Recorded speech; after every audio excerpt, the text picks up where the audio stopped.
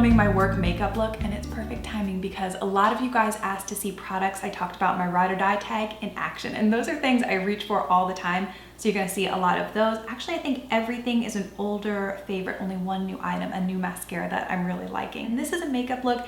It's not a super rushed look, nor is it I have all day. It's somewhere right in the middle, and I timed myself a couple times this week. It takes me between 15 and 17 minutes to do, depending on if I'm watching YouTube. But this is when I want to look fresh and polished, but I also don't want to spend 30 minutes blending eyeshadow. So I hope this is going to be helpful. I'm going to go ahead and start by telling you what I have on my face so far. The first thing I do is determine how much coverage I need. If I have a lot of blemishes or redness, I'll reach for a liquid foundation, most often the Gressa. But if I'm having a good skin day, which I've been using a new overnight mask, and I'm going to talk about it in my next favorites video.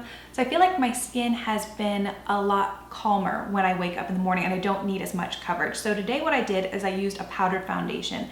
First thing I took is the Too Faced Hangover RX Replenishing Face Primer. Just took a little bit of this and focused it in the center of my face. It's a very cooling primer. It has no silicone to it. It feels more like a lotion, and it just gives my skin back a little bit of hydration.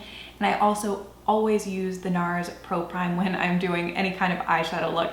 This is the best one if you want your eyeshadow to last completely throughout the workday and into the evening. My main area of concern pretty much every day is my under eye area. So what I like to do is take a little bit of the Peach Color Corrector from Urban Decay, and I put this where I'm the absolute darkest, which is in my inner corner. And I've been buffing it out with a new brush, which is definitely going to be in my next favorites video.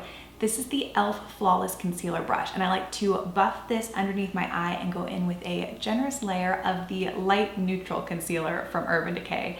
And then I buff this out with the same brush, and what's ever left over on the brush, I like to put around my nose to cover that redness. And I liked this brush so much that I went out and bought another one. So now I have one for cream products and one for powder products. And I like to set that concealer with the RMS Unpowder. This is just the best powder for setting concealer. So I put that underneath my eyes.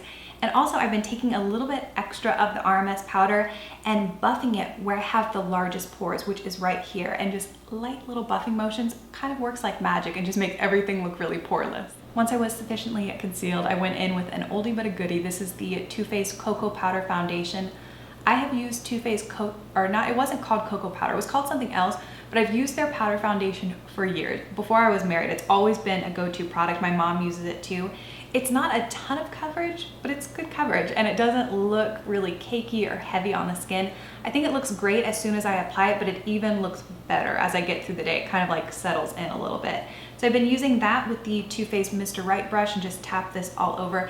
This is also great if you have BB creams that you like but you want to amp up the coverage. This is a great combination for that. I don't normally contour when I go to work, but I love using bronzer, and today I used the Physicians Formula Butter Bronzer, and I've been using it with the E.L.F. Stipple brush, and I really like that duo, and I just kind of go to town. And that's my favorite thing about this bronzer, is I can really apply a lot and it never looks too much, and it just adds the perfect, most natural amount of warmth to my skin. Since I'm wearing a powdered foundation, I do like to add a little bit of glow back in. So today I used the Alima Pure Highlighter in the shade Lumina, and I used it on a Sigma High Cheekbone Highlighter brush. This highlighter is gorgeous. It's not the most subtle one I own, but I still think it's work appropriate because it's not metallic. You're getting all that glow without like a metallic stripe down your cheek. So I really use this brush to buff it in and kind of even bring it up to the apples of my cheek. For blush, I used another product I talked about in my ride or die tag. This is the Too Faced Love Flush Blush in the shade Baby Love, which is the perfect nude mauve. This has a little bit of a sheen to it. I think it's just really pretty. If you want a completely matte blush, I also like one from Lorac. I think it's in the shade Tinge. It's more peachy, but it's completely matte, and it's another really nice work appropriate blush. When I'm thinking about a work makeup look and getting out the door in a timely fashion, I try to identify the things that take me the longest, and for me that's eyebrows. I could spend forever with a brow pencil or a pomade and really just trying to perfect the shape and build up the thickness. So one thing I do to help with that is just use a tinted brow gel. This one is from Benefit, and it's the Give Me Brow, and I've had quite a few tubes of this, but this is the first time I've purchased it since they've redone the packaging. So I have it in shade number 1, and what I like to do is actually brush my brows down first. I don't know why, I just feel like that's the best way to get a lot of product through the brows. So once I've done that, then I'll push them back up and kind of shape my brows. And I do really like this color. Sometimes I think maybe it's not warm enough for my brows, so if I do want to spend like an extra 2 seconds, I'll take some of Max Cork. which is just an eyeshadow, but I'll take it on an angled brush and just push it through, and it just adds a little bit of warmth back to my brows. But I do think it's a really nice look. It's not as full as I normally go, but it still looks really neat, and I think it adds a nice frame to my face. That's everything I have on my face so far. I'm gonna scoot up a little bit and show you my go-to easy, don't have to think about it eye look using one of my all-time favorite palettes. This is from Jane Iredale, and it is the Daytime Eyeshadow Kit. I'm going in with the lightest shade first, and I'm running that right underneath my brow bone. And then with the same brush, I'm gonna take the warmer of the two colors I consider transition colors, and that's one of the things I love about this little palette. It can go warm or cool depending on your mood or the type of look you're going for. So I'm gonna take the warmer of the two and just run it from my outside corner all the way in. Some days if I'm feeling fancy, I'll take a little bit of the cooler shade and run it in the lower part of my crease, and it just makes the whole look a tiny bit more neutral. And then my favorite thing to do is take a ton of the lightest shade with a flat shader brush and press this all over the lid. This is the best eyeshadow if you want a really glowy, awake eye. Other than eyebrows, I think the thing that takes me the longest to do is eyeliner, and an easy workaround is to use shadow as liner. So I'm gonna take an angled brush and I'm gonna dip into both the brown and black shade to mix those together. And I'm gonna press it along my lash line and then kind of flick it up at the end just to give my eyes a little bit more of an upturned look. To finish up, I used the new mascara I was talking about. This is the reformulation of the Honest Beauty mascara. I saw it at Ulta this past week. I had no real expectations for it, just decided to try it because I thought it might be interesting to talk about. I think it's awesome. On one side, it has a primer that you're supposed to apply and let sit for 30 seconds. And then you go in with the mascara, and the mascara wand is a plastic bristle brush that I feel it's like it makes it really easy to coat every single lash. It gives me a lot of length, not as much fullness and drama as like my Benefit roller lash, but I still think this is a nice, pretty fluttery eyelash look for work. And then for lip color, that's my favorite thing about this look, is that it's so neutral that pretty much any lipstick you want to wear would go with it. And these are all the lip products I had in my bag for the past week. I could be here for the rest of the day talking about my favorite work-appropriate lipsticks. I won't do that to you, but I will show you a couple.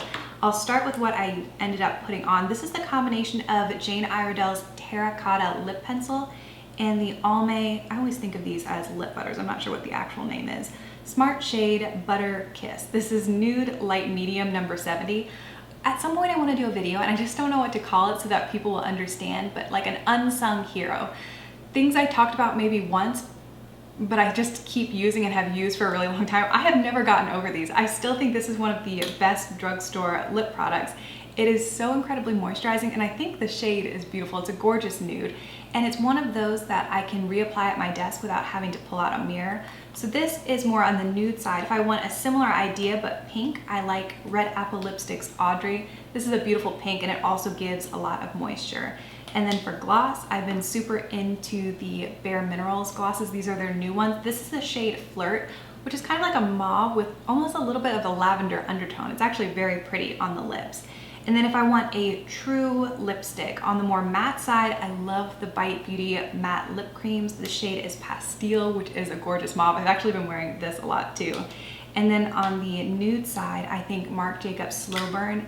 This is gorgeous, and the wear time on these is really nice. And also, not just wear time is important, but how they wear off. You want something that's gonna wear off evenly, and both of these are really good. And last, if I wanna go a little bit more bold, I love the NARS Audacious formula, and probably my favorite is Vivian. This is the most beautiful plum, and I cannot wait. Like, as soon as we had our first tiny chill in the air, I went and pulled this out. It's one of my favorite fall lip shades.